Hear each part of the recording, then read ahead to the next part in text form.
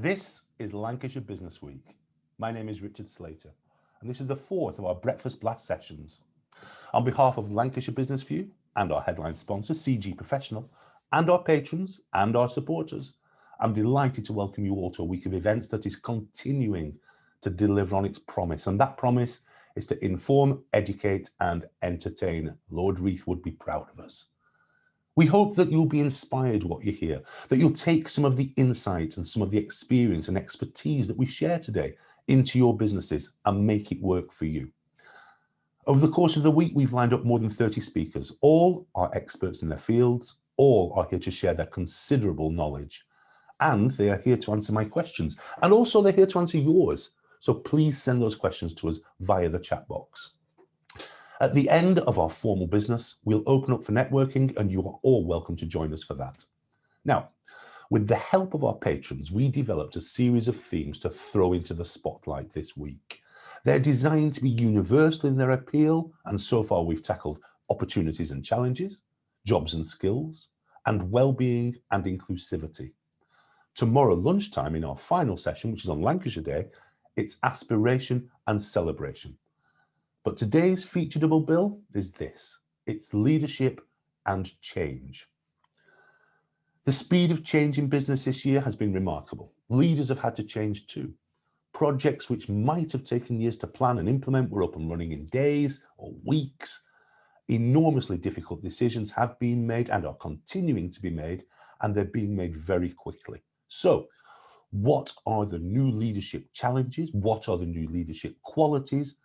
What have we learned in the past few months? What will we carry forward with us when working restrictions are relaxed? Workplaces have changed too. For some, it's been a revolution to remote working. For others, an evolution in their product and services offerings. And that's been necessitated in a large part, I think, by rapidly changing customer needs. So, how do we best lead through these challenges? To start the conversation, please would you welcome our first two guests. John Morrissy is Director of Change and Organisational Development at Lancashire County Council. He came to the county in May, tasked with transforming customer and staff experience. As you might imagine, given circumstances, that role has expanded somewhat, but I'll let John tell you about the way in which it has expanded. Iain Steele is the possessor of the finest job title in all England, ladies and gentlemen. He is Keeper of the Flame at Atkinsons Coffee, one of the best known brands in the north of the county. Before becoming the king of coffee, Iain worked in the telly game. Now, though, it's all Atkinsons. He's an entrepreneur in residence at Lancaster University, and he is the current cover star of Lancashire Business View magazine, ladies and gentlemen. So welcome, Iain. And welcome, John. How nice to see you, gentlemen. How are you today? I'm very good, thank you. Yeah, I've got you both. That's good. Iain, talk to me, your business. How many retail outlets do you have? Well, we have the original shop. So that was the first retail outlet established there in 1837. And we have 4 cafes based, 3 in Lancaster, 1 in Manchester. So we are both retail and hospitality. The two sectors probably hit the hardest, aren't they? Well, I think this is where we need to start here. I mean, literally, it's been your business has been chucked into turmoil twice, and I'm guessing right now you're waiting for news that's going to arrive with us in 90 minutes regarding the next level. Where do we think it's going to be, Iain? Well, we're in Lancaster, which is the north of Lancashire, which opted to go into Tier 3 rather than qualify for it last time around. So I'm anticipating we'll be back into that. Now, you've faced some obvious practical consequences of what's been going on over the past few months. Oh, yeah, absolutely. I mean, we were all in a state of denial, weren't we, to begin with? And we sort of tottered around being half open and not really sure what to do.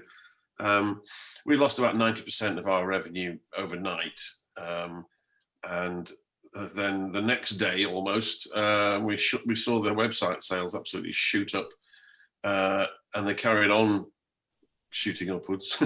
And I've maintained a really, really healthy position since then. And I think that was we'd spent a lot of, we'd been prepared for switching to a more digital economy, but this really ignited that particular, pilot light, and off it went full burn. And we saw a 600% rise in online sales. So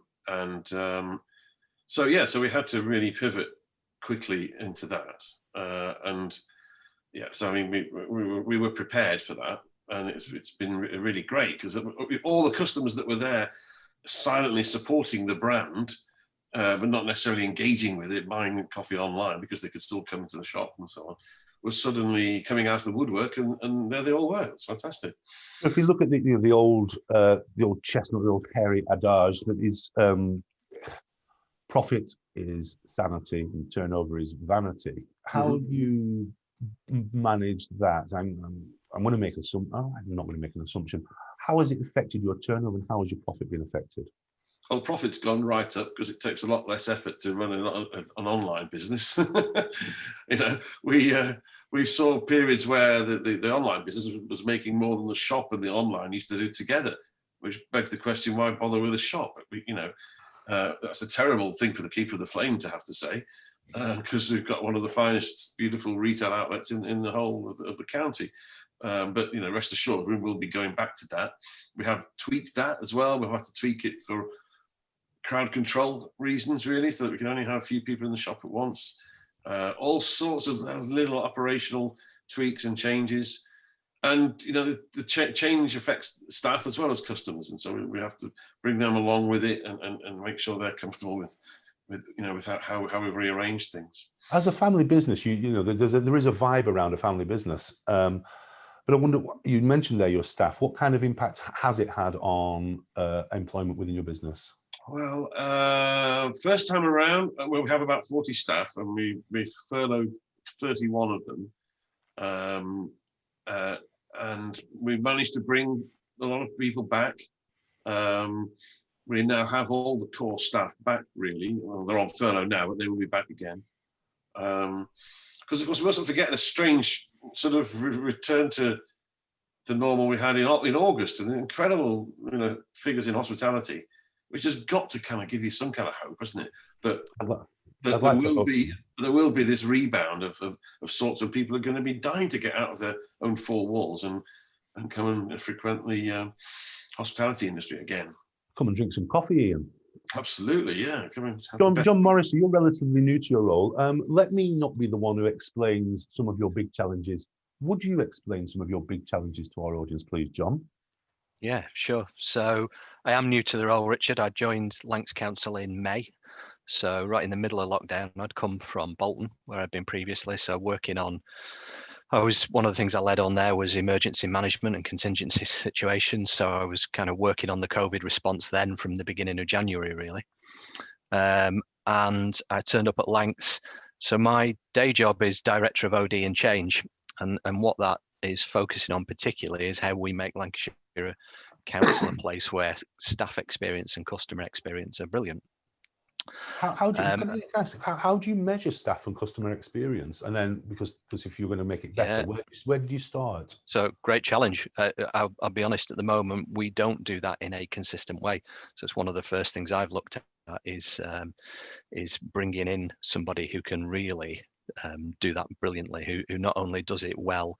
So at the moment, we're learning an awful lot from the NHS.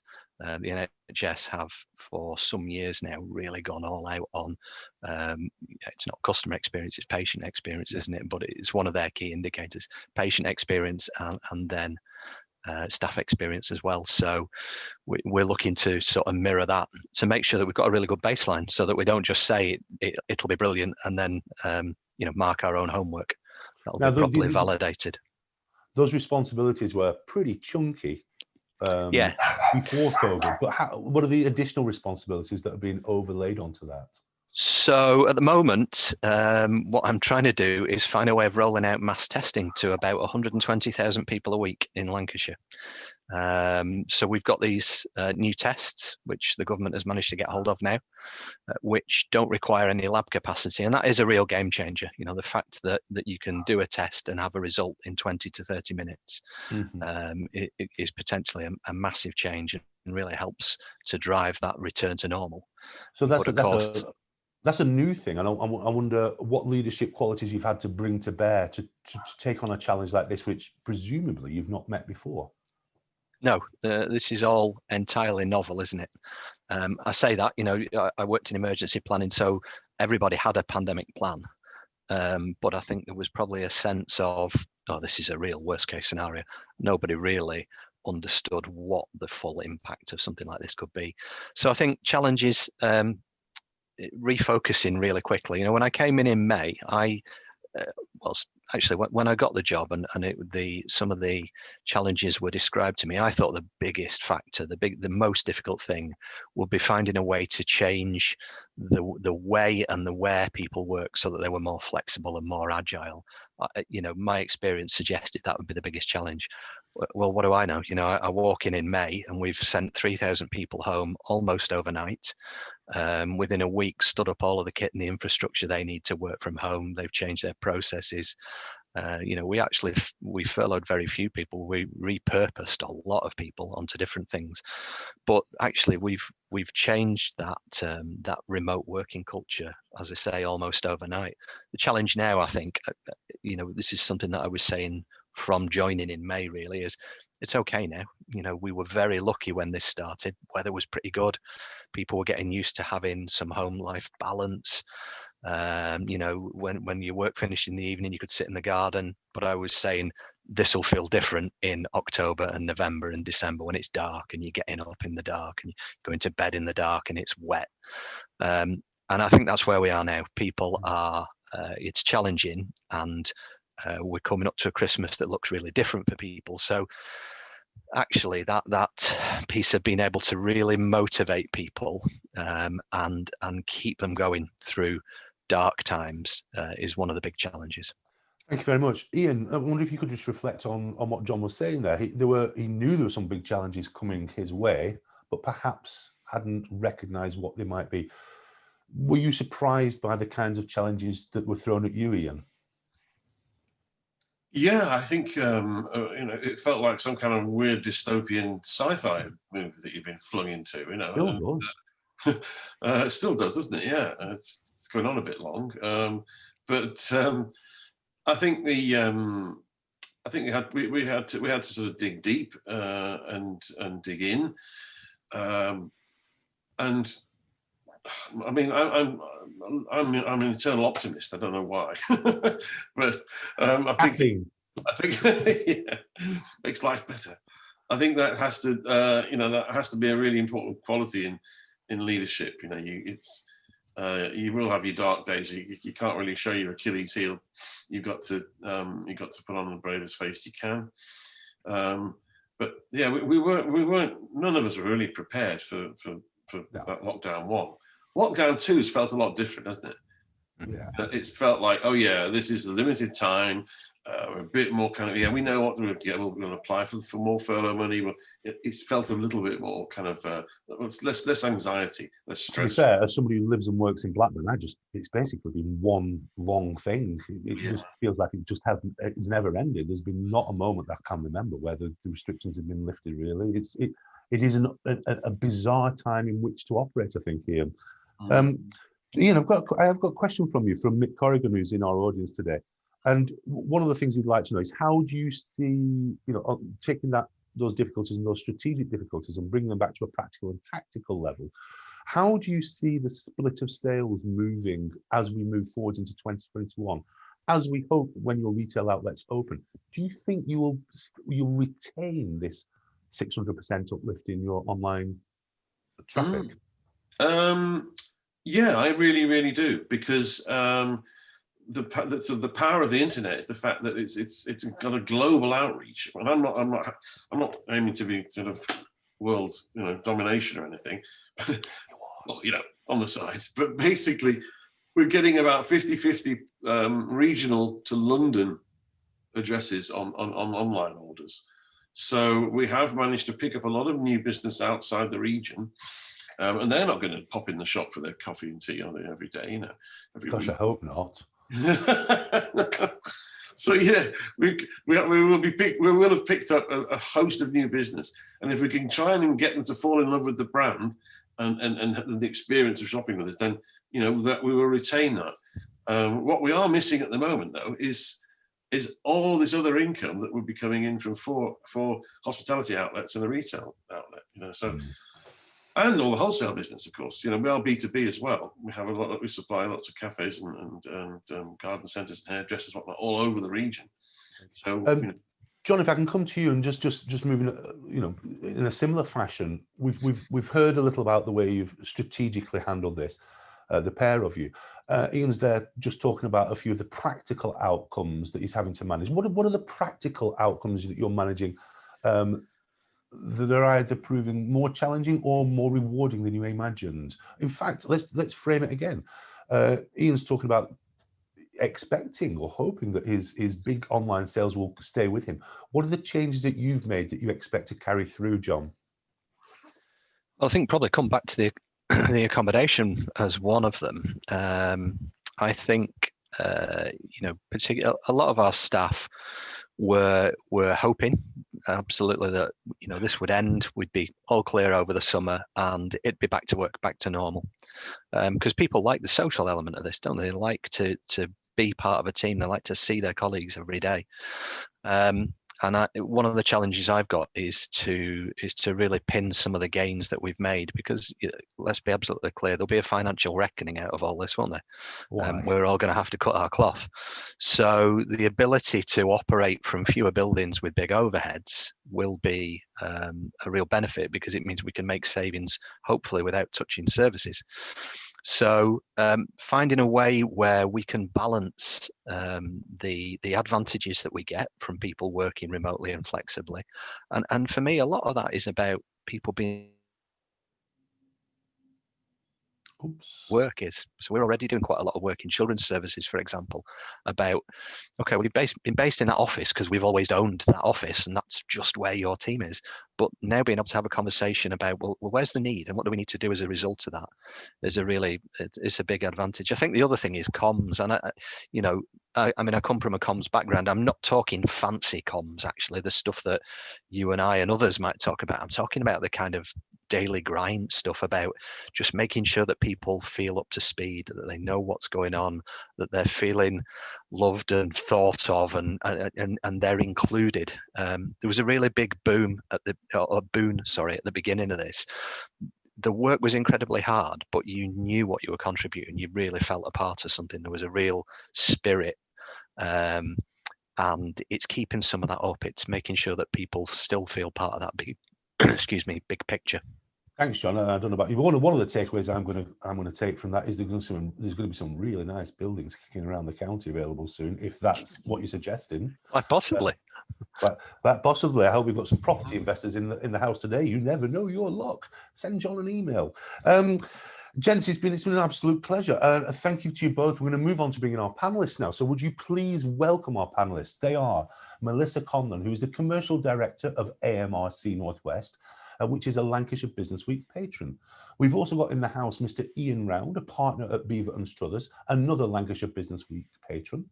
Annette Weekes is Managing Director of PDS Engineering and other associated businesses.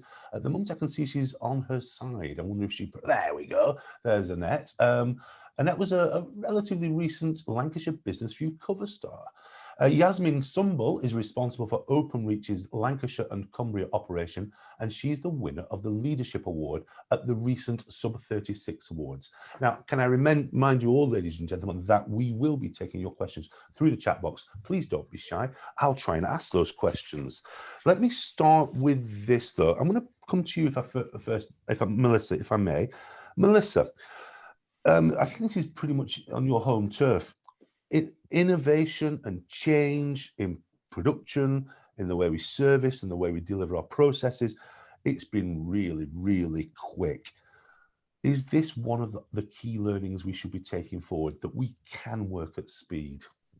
Yeah, I think definitely. I think the COVID crisis has actually brought about years of change in which the way companies do business, I think in the way which companies actually interact with their customers and also interaction with their supply chains. I think McKinsey have said that, you know, in terms of the adoption of digitalization for companies, it's accelerated in sort of, you know, 8-9 months for sort of 3 years. And also, I think, you know, sevenfold in terms of companies actually adopting technology themselves. So, you know, we've talked about, sort of John mentioned about enabling people, you know, to work from home, etc. So people have actually bought more digital devices and things like that. And I think, you know, we've probably learned two things. I think from a tactical point of view, it's about, you know, what to adopt and how to actually implement it. And then from an organizational point of view, it's about, you know, change and how do you actually implement that change within the organization. I think we've had to do these things at a pace that we've never actually done before. So I think from a learning point of view, I think that's been really good. I think, you know, from a manufacturing point of view, what COVID's done is really kind of exposed, you know, sort of difficulties within our current manufacturing system. So you look at supply chains, you know, you look at products which have been in short supply. I think, you know, there's been disruption, and I think, but also I think manufacturing has been able to play a pivotal role in this, because, you know, it is one of the industries and sectors that has managed to actually keep going through all of this and kept us all supplied. And I think there's been some great examples of, you know, UK initiatives and those initiatives in Lancashire, where companies and organisations have actually stepped up and, you know, produced PPE, etc. But I think, you know, we've had our challenges. If you look at companies like Turkey and China, they've actually been able to do it quicker than us because their supply chains aren't as complex. So they're closer to the raw materials, they're potentially closer to the knowledge, you know, closer to transport links and things like that. So I think one of the learnings from this is really how do we actually improve all of those things. I think, Melissa, perhaps I ought to explain a little. I described you as the director of the AMRC, which, let's give it its full title. It's the Advanced Manufacturing Research Centre North West. It's backed by Sheffield University, and it's at the Enterprise Zone in Samsey. I think I've got that right, Melissa. Yeah. And I wonder, in terms of the work that you do with manufacturers, what are the manufacturers saying to you? What are the sort of, we'll come to specific concerns in a moment with one of our other guests, but what are those general concerns and how are you able to help? I think in terms of sort of general concerns, you know, clearly concerns around sort of safe working for their employees. How do they actually ensure they're socially distanced within the working environment? So we've had a lot of conversations. We've done a lot of things around discrete event simulations. So where companies have come to us and asked us to reconfigure their factory so that they can actually still work productively, but social distance. We're having a lot of conversations about the adoption of robotics and cobotics as well. Mm-hmm. Also, you know, cobotics is where machines are your helper, not rather than your doer. Sorry, yes, cobotics. Obviously, you will have a worker, say on a workbench, and you'll have a cobot, which is a very small industrial robot, but you know, working alongside. So we've had a lot of those kind of conversations. We've also kind of, you know, had conversations around what other supply chains can I get into, because you know the work here is drying up. So somebody who's in aerospace, automotive, a lot of those companies are actually quite worried about their future and about what they're producing and their order books. So how do they actually get into other sectors such as the low carbon economy? I mean, if you think about what Boris announced, you know, there's 10 points last week in terms of low carbon. So a lot of interest into how do we actually pivot into that. So we're trying. Melissa, thank you very much. I'm going to bring that to Annette Weekes, if I may. Annette, so we've heard that that's a nice macro view of the manufacturing and engineering side of the world. I'm interested in taking a more micro view and coming into your business, Annette. You're an engineer, multiple discipline practice of engineers. What have you learned quickly? What are you going to take forward with you, and what did you have to reject early on?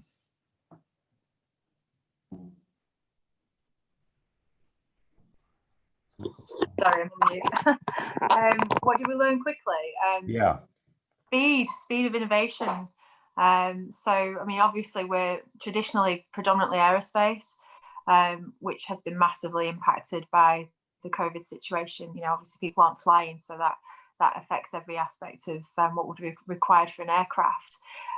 So we did what we've done before. We innovated, we've gone into other sectors, whether that's medical or mortuary or food industry. So I think the takeaway for us was innovate, but not just innovate, the speed of which you need to move. It's interesting what Melissa said about manufacturing companies repurposing, because one of the things we did was with Lancaster University setting up the COVID group. So we set up with Lancaster, and we've now got about 80 members, which are all manufacturers who, when the NHS shortages were there for PPE, sort of came forward and said, you know what, we can repurpose our capacity to support the NHS. And actually, you know, at a time when our traditional work is maybe not there and is drying up, it would, you know, benefit our business and gives us new routes into new industries and supply chains. So that was an impressive feat to see all those companies come together to try and solve the crisis.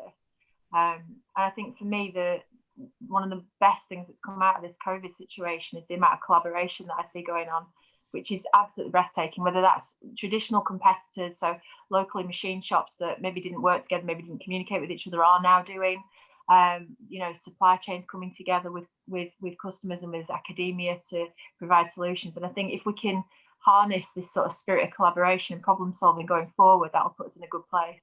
Thanks. Can I ask you though, you've described, and we've talked in recent months a number of times about the way you're approaching this, Annette. But I want to ask you this: how sustainable is it for you as a business, and frankly, as a leader of business, as a human being? How sustainable is it for you to be able to keep bouncing from project to project to project in order to fulfil an order book? How sustainable is it? I think, I mean, traditionally we've always been quite flexible and innovative. We've sort of prided ourselves on providing engineering solutions rather than being an aerospace manufacturer or an automotive manufacturer. We've seen ourselves as being, come to us with your engineering problems and we'll solve it. So whether that's for a supersonic car and, you know, making bits and flying them out and carrying them out to Black Rock Desert, or whether that's rocket engines for Steve Bennett or this steam car challenge, or, you know, whatever that is, we've always intended to be fast and flexible and innovative. So I think as a business, that's kind of in our DNA. And I think that to be fair, that probably gave us a head start. You know, when something like this happens, we were already of the mentality of, you know, move with it. And as an aerospace company, we've already come through September 11th and the financial crash, which did have a big impact on our industries. So we've kind of done this before, maybe not on this scale, but we have seen this before. Thank you.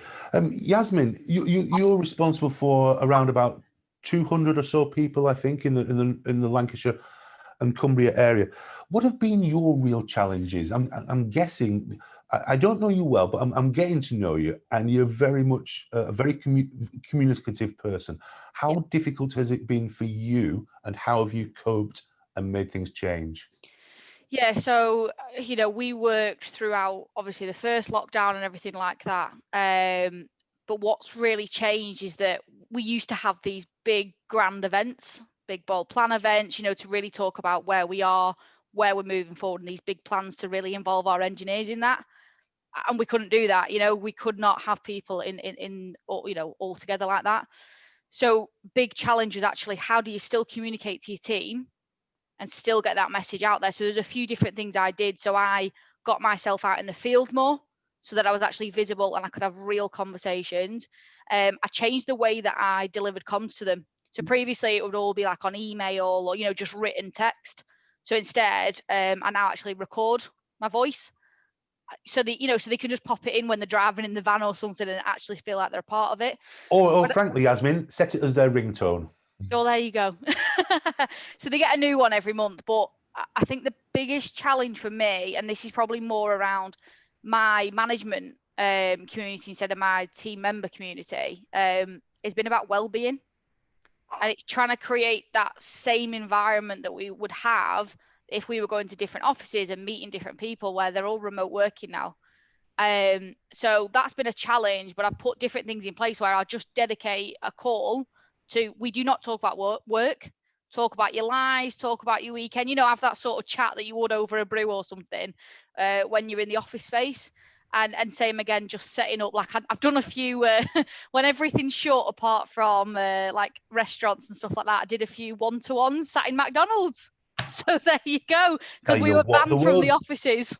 The world's your lobster if you work for Openreach, isn't it, eh? It really is. So yeah, it's been difficult, and you know, really trying to keep people's well-being, you know, in a great place. I'm going to touch on this in a moment, Yasemin. Brilliant. Other people's well-being. How do you manage your own as a leader? Yeah, okay. So I am quite fortunate that I can deal with a lot of stuff. But what I've sort of sat there and reflected on is trying to understand my own personal triggers so that I can, you know, intervene before it gets too far. But I have a few different things, you know. I have a bit of a circle at work that I'll pick up the phone, because what I find sometimes is when I speak to my friends or family, they don't have a clue what I'm talking about. They're like, oh yeah, whatever, you know. So I have like a circle within work that I can pick up the phone and, you know, just sort of ask for a bit of support, just have a bit of a chat, or I'll just go for a nice long walk with the dogs. So do you know what? It's perfect. Those seem like good strategies to me. Iain Round, if I can come to you, Iain. I wonder if you can take us like that sort of strategic view with us today. You're a financial advisor, you work in accountancy. You are surrounded by clients. I'm sure you've got the full standard deviation curve of pain to high performance. What's your take, Iain, as one of the senior members of our professional services community? Thanks, Richard. Yeah. I have clients in all sorts of different industries, from travel agents who've had no income since March, to businesses that are doing really well in this situation. So, yeah, I have calls with clients all the time who are in different positions, and it's very difficult for some. It's a lot easier for others. What I found during the pandemic is that as a business, we had 200 people who were working out at clients or working in the offices, and they're now working at home. And we arranged that overnight. It was very successful for us, and it proved to me that the technology does work. What I've found recently is that there's a danger of people hiding behind the technology, Richard. So I had a story with one of my friends who works at another accountancy practice, and he was in the office with a colleague who'd been there 2 years, and the colleague asked how to get an outside line. So they'd actually worked for 2 years and not phoned anybody. So that's a massive risk for our business. You know, we need to, you know, not hide behind the technology, but phone our clients, you know, make regular contact with them. And so that's one of the risks we're finding recently, Richard. In terms of colleagues in your business, in terms of colleagues, you've mentioned one in a competitor business, but across the prof services community, in terms of your client base, Iain, are you finding threads or common themes of leadership which either you think, oh, that's good, or you're thinking that's never going to work? Yes, there is common themes. I mean, communication is key in our business. That's internally and externally. The methods of communication have changed over the last 8 months now. We have a regular catch-up across the departments, and we've done that every week for 8 months. And that's worked very successfully. It's not a case, it's more a case of, I think, the phrase I used was checking in, not checking out people. I think that's a very good phrase. So I try and make that call, humour in it, and everybody's still attending, so I must be doing something right. Contractual obligation, my friend. That's what it is. Yeah, I think I'm so good, Richard. That's what I'm taking out of it. And that's what I'd take out of it as well. That's the testimonial line. Iain, we've got a question in from, funnily enough, one of your competitors, from Neil at PM&M. How have you been dealing with creative thinking and new ideas? In part, I'm trying to get to the idea of how do you reject an idea, because there's a lot of things we could do, but we can't do them all? Thanks, Neil. That's a very good question. As a practice, we have, as I say, over 200 people and 17 partners. We've had weekly partner calls since March, and that's brought us closer together, but it's also enabled us to make decisions quicker. So on a Wednesday morning, we have all sorts of ideas about new product lines, and we decide there and then between us, yes, let's go for that, or yes, let's not. A recent example was we do a lot of furlough claims for clients, but for certain clients do their own furlough claims. And on a Wednesday, we decided that we'd offer a service to those people who don't use us to check their furlough claims. And we got something out within 48 hours. And that was, that was unheard of for an accountancy practice to come up with a new service line within 48 hours. Oh, it's not. We decide what we're going to do and what we don't, and we're working better as a team. Yeah, thanks for that, Iain. I'm move the conversation around the room. I've got a really nice question here from Bipin Patel. Can you share a do and a don't from your learnings over the last 7 months? A do and a don't. Melissa, a leadership or change, do or don't? Do and don't. I think a do is very much realizing that you're not in the room all the time with with your team. So I think the do for me has been very much make sure that people feel empowered to actually make decisions that you're not able to be making that you would normally make. So allowing them to do that. I think a don't is, I think initially a lot of people were kind of getting Zoom fatigue. So I think a don't is actually, not having these Zoom calls back to back all the time and giving you like a 10-minute break in between or something like that. Thank you very much. Annette Weekes, a do and a don't. A do is as Iain said, keep communicating with your team, and especially when they're not in and they feel distance, make sure you're keeping them involved personally. A don't is don't work yourself to death. In the first round of lockdown, I was stupid enough to be working 18 and 20-hour days for a couple of weeks, and in the end I realised this is totally unsustainable, I've got to stop it. So don't do everything and do look after your people. I can vouch for that because the texts were coming on to me with a bunch of ideas every Saturday afternoon. Richard, I thought of another idea. And then I realised that she sent the text at 6 in the morning. What do you think of this idea? What do you think of this idea? They were all great ideas, but the best idea would be, Annette, go and have a nap, eh? So there you go. Don't overdo it. What else we got? John Morrissey, a do and a don't, please. Don't feel the pressure, don't feel the need to have all the answers. And do keep asking questions. It's entirely fine to say, I haven't got a clue. This is all new. How are we going to work it out? We love that. We love that. I'm not even asking for the second one. Stop there. That's an absolute winner. That's who have you not asked? Iain Steele, a do and a don't. Yeah, well, one that I implemented yesterday was don't invest in any more physical expansion. Do invest in your digital domain. Thank you. I genuinely thought you were going to say was do drink more coffee, don't drink more tea. I thought you were going to say. Do support kids, don't go to chains. Don't go to chains. Yasemin Sunbul, do and a don't, please. Yeah, so well, my don't would be exactly the same as Annette. So yeah, definitely don't overwork yourself, and definitely make sure your team aren't overworking themselves. But a do for me is that I think we've just been moving so quickly throughout all this. We haven't actually stopped and reflected. So I make sure that I do that with my team and reflect on all the goodness and be proud of actually what we've done. Do you know, I'll back that all the way. I've said this before, but I'm going to say it again. Wainwright, the great country walker Wainwright from Blackburn, he always says this: you can keep walking forwards and forwards and forwards and forwards and forwards, but stop, look over your shoulder and see what you've done and take a minute to reflect on it. I agree with you there. Now I'm going to come to one last question, quick fire question for all. I think I've got everyone on that last question. So here we go.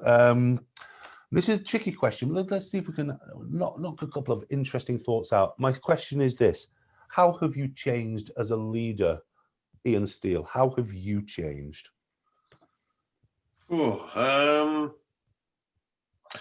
Well, I haven't been able to go around and be the affiliative sort of leader, putting my arm around, physically around my team's shoulders every day, which, you know, used to be sort of, you go and do the rounds and check if everyone was okay. Look, if you need a cuddle, come down to Blackburn. Well, this is the new age of prohibition, isn't it? No hugs, no pecks on the cheek, no shaking hands. I don't know how I've got through the last 9 months. No. Melissa, how have you changed as a leader? I think a couple of things. I think been more focused on kind of the empathetic side of kind of leadership, and sort of without sort of being too intrusive into people's private situations. And I think you know, also sort of understanding that people are struggling at working from home and things, and you know, understand people do need that kind of flexibility. You know, I think they're the main kind of things where I've actually sort of changed and developed my style, really. We are definitely writing a book after this session. Annette Weekes, how have you changed as a leader? I think I'm probably delegating more and not helicoptering. So I'm letting people get on more because I've had to, because we're doing all this new stuff and you know, trying to get into new industries and things. It means I've not been able to do sort of as much of the day job. So I've delegated that, and actually it's worked really well and people have stepped up. Very good. And John Morrissey, how have you changed as a leader? I think the biggest thing for me, I'd encourage people to watch it. Actually, it's brilliant. There's a guy called Michael Ryan who is in charge of all. He's been in charge of all the Ebola outbreaks in the past 10 years for the World Health Organization.